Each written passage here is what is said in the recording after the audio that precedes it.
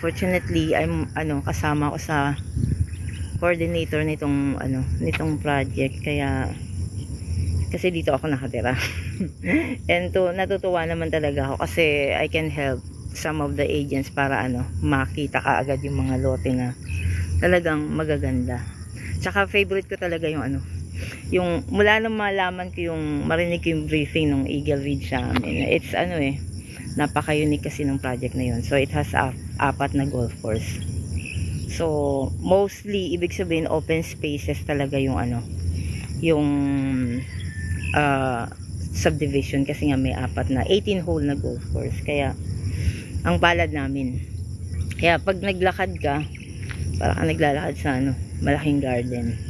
Alam natin mapupuno din to, but then the fact remains na bounded kami ng community na dalawang subdivision na